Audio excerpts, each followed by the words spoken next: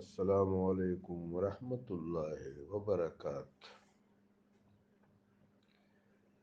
اصل اور مطلق اطاعت رب جلیل کی ہے۔ رب جلیل کے حکم سے سرکار دو عالم نبی رحمت صلی اللہ علیہ وآلہ وبارک وسلم کی اطاعت ہے، وہ اطاعت منتصب ہے،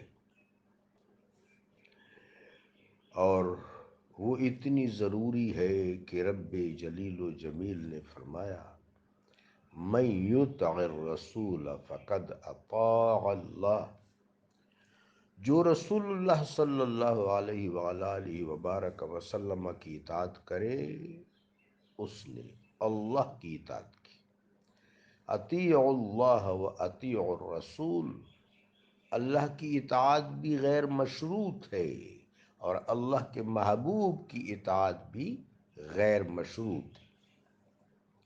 اللہ کی اطاعت مطلق، آقا و مولا صلی اللہ علیہ وآلہ وبارک وسلم کی اطاعت منتصب، اس کے بعد طبیعی اطاعت ہے، طبیعی اطاعت، مشروط اطاعت، جو ہستی اللہ اور اللہ کے حبیب کی فرما بردار ہے تو اللہ اور اللہ کے حبیب کے اطاعت میں اس ہستی کی اطاعت۔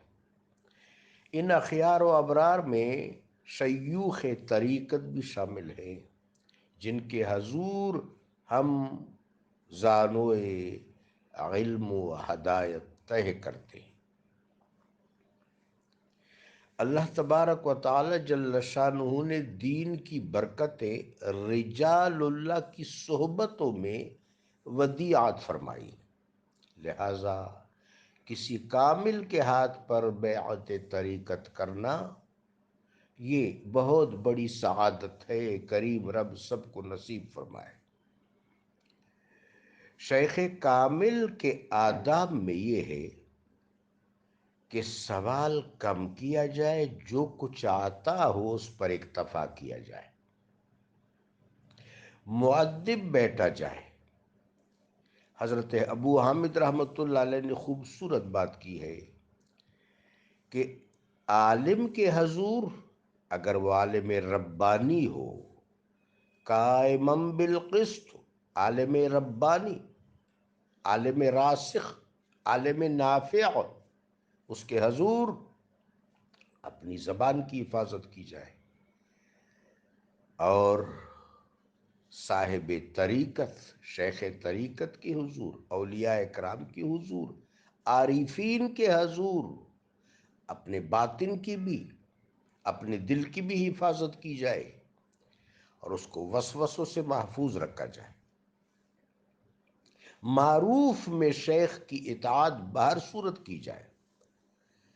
اب ہمارے عزیز کا یہ کہنا کہ شیخ کامل کے حضور اگر منفی جذبات پیدا ہوں، اور حالت یہ ہے کہ شیخ کامل ہستی ہے، متبع سنت ہے اور تابع شریعت مطہرہ ہے، لیکن مرید کے دل میں اس طرح کے وسواس جنم لیتے ہیں، تو یہ تو سعادت کی بات ہے مرید کے لیے، ارادت مند کے لیے، تلمیذ طریقت کے لیے، کہ وہ بالکل حق کے راستے پر ہے، اور یہ وسوسہ شیطان کی طرف سے ہے۔